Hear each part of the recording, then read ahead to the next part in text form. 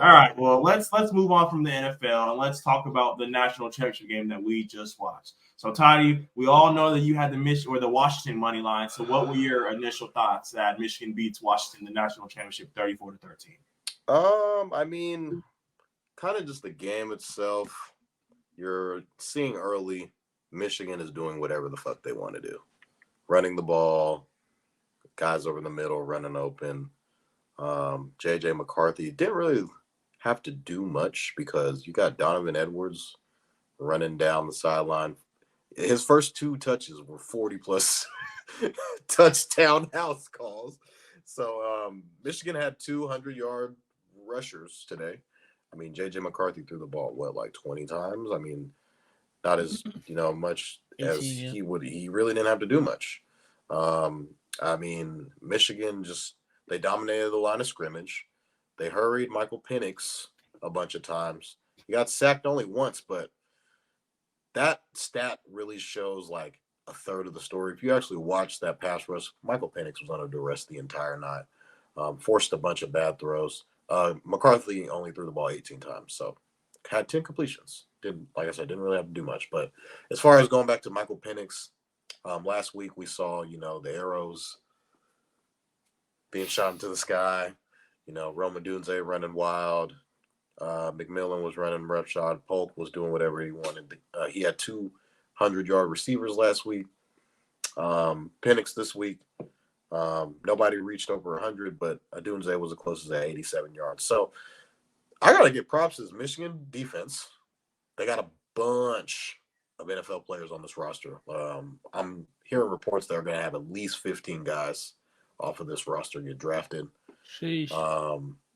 So this is probably the closest that Penix will get to an NFL defense, like look-wise, as far as players and basically what it will look like at the next level. And he didn't look too comfortable at all. I will say his offensive line was very pedestrian. Didn't play as well as they did last week, but Michigan just was too overpowered for anything Washington was trying to do. Hats off to the DBs at Michigan too, because I stated last week that that Washington has at least 3 NFL wide receivers. I know for sure Adunze is going to go top 10, top 15. He's really that guy, and to kind of make him look 5 for 87 is actually a solid stat line for a college receiver. But they missed on some big ones, Vaughn. But up to his standards, he's usually putting up 120. Yeah, because Michigan or Washington was either getting held, Penix missed a throw, offensive line forced a bad throw. Mm-hmm. There was a big throw that Penix had down the sideline late in the third quarter to Dunze that was nullified by a holding call that ended up offsetting, and that kind of was, I'd say, was the game, and then ended up throwing almost a near pick six that kind of like iced the game. But I mean, this was not the same Washington team that we saw all year, that we saw last week. Michigan was pretty consistent through the entire year, regardless of the hardball suspensions, 6 games to be exact. The team stayed course and kind of just rolled over pretty much everybody that they played against for the most part. And for them to come into the national championship and kind of handle Washington pretty easily, this high-powered offense that myself and a lot of people around the country were kind of praising, it speaks volumes. So Michigan's, I think, believe this is their first title since 1997. So it's been a while since they were national titles. And now Harbaugh's probably going to ride off into the sunset and entertain all NFL coaching jobs. Chargers.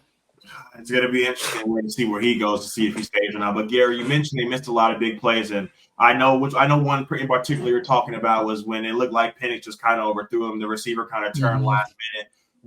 Did you think Washington lost this game, or Michigan kind of just outpowered Washington in everything that they do well? You guys know me. I'm a novice with the college football game, but I watched this full game pretty much. It was a pretty good game in the majority of the game. The score wouldn't really tell you that. I feel like it was more nip and tuck. They obviously exploded right there in the fourth quarter with the back-to-back touchdown drives, but in my opinion, I think Vaughn put it correct. I think that Michigan just defense showed up, and I do feel like though a couple plays here and there when they did have their chance to strike when the iron was hot and show that they were a big team, and they've been scoring all these points this whole year. I feel like they just kind of missed the mark here. I was liking Michael Penix Jr., but Vaughn put it correct. This wasn't his best day in terms of he did throw 51 times, so it's like sheesh. It was basically on him or nothing. So that's the situation. But that's what they've been doing all year in Washington. So that makes sense from their angle. I just feel like Michigan was the more obviously complete team, and Harbaugh proved it with his defense and his offense hitting when it needed him to hit. McCarthy, I think, had that key run that really extended their drive and ended up scoring on that drive. That was really good for him, even though he had a kind of like Vaughn said, pedestrian game, really didn't have to do much because they were killing it in the run game. So I just feel like really controlled the majority of the game. So I feel like Washington, you could say one or two big plays, it can make a whole big difference. I feel like that's always can be seen. But at the end of the day, I just feel like at some point, like Michigan showed at the end, they were going to tire them out and they were going to wear them out and they were just going to win this game at the end of the day because, like Vaughn mentioned, just got way more better talent on that side of the ball right now. But, shout out to them to getting this point, putting a last stamp for the West Coast, to make some noise here. So, yeah. So, Kaz, I know you said you didn't really get a chance to watch the game. So, did you have any thoughts on the game? Yeah, so when I got back from the gym, I think it was like 6-7 minutes left or whatever, and I was telling my roommates, or my roommate and my friend, they're behind me right now. They said, or I saw on Twitter, that's like, oh man, like I was seeing blowout. Oh, it's a blowout. I'm like, that was earlier, obviously. Get home a couple hours later, and I'm like, whoa, I thought it was a blowout, and I was like, joking around and stuff. I'm like, man, you can't trust nobody on Twitter, bro, because like they made it seem like this game was over, it was done. And granted, they did end up pulling away in the end. I came home and it was within 7. So like, okay, so it must have been one of those games where they got up early, and then after they got up, apparently got stagnant, and then after that, I caught the last 6 minutes, and from what I saw, it just looked like a typical, you're down, you need to do what you got to do to win this game, and Penix couldn't do it. I mean, that's kind of the toughest way to win a game is when you're behind and you have to throw the ball 51 times. Even in the NFL, if you're throwing the ball 51 times, that's a problem. Like you don't want to gear for that, because that's all telling you. I mean, you don't have any run game clearly, and if you do, it's like then you're just getting bested, offense to offense by the other team. So they were down from what I saw, and Michigan pulled away with that. What was like a pick, like 80 yards, something like that. It took it almost to the goal line, and then that was pretty much it. But it's just like any other football game, I think was it Toddy that said it, or maybe it was Garry, but somebody said, you're just a couple big plays away from that being a good game, So when I got here, it was within 7, and then shortly after that, pulled away, and that was the ball game. So I'm kind of like Garry though. I'm not a big college guy. I mean, I learn as I go. I don't pay attention to it year round. I just kind of catch a game here and there. But for the most part, it just seemed like Michigan was the more dominant team from what I was reading and what I could tell.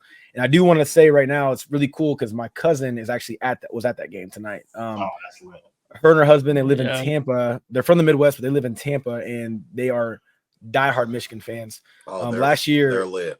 Yeah, last year, when the Eagles played Detroit week 1, I actually ended up staying with them in their Airbnb in Detroit because that following weekend was the opening for college football, and they stayed and went to the Michigan game. So they're big time. They were posting about it all week. Yeah, they were big time. They were posting about it all week, and I was like, man, I really wish I was more into it. I would, see about going, but they enjoy their Michigan games, so I know they're partying up right now. Yeah, man, Michigan. Oh, you got some? Go ahead. Real quick, before you go, just a real quick outside perspective, real quick. Like I wanted to mention too, like Harbaugh. I'm glad he won because now we can see if the Ravens and the brothers can, both pull out championships in both their respected areas. That's a cool little storyline for me to see and see where he's going to go. Because I mentioned, you can whisper real quick. I think he should go to the NFL, like Vaughn mentioned, and there's a plethora of teams that should use him, like especially like the Chargers or something. Pair him up because last time he was in the NFL, he was on Vaughn's team and they were knocking on the Super Bowl door one time and went to the NFC Championship a few times. So that 10 years later. And you was doing good though. I was actually props to you guys for knocking on the door. But also, I just wanted to mention too, both of these programs, are coming from nowhere. We're used to seeing Ohio State, Georgia, all the big dogs that have been here for the last 10, 15 years, Alabama, they've really been dominant. So it's really been cool just to see two, like they mentioned so many times in the broadcast today, two teams that haven't touched this championship or anything like in 30 years. So, that's a cool shout to them for even getting, both of these basically resurrected them from death, both of these college teams here. So that's pretty cool for them. Yeah, man, the team up north got it done. It was hard to watch all day. I was just, everyone was asking me who I'm going for, and out of heart, out of just spite for Michigan, I chose Washington. Washington could have been a 4-loss team.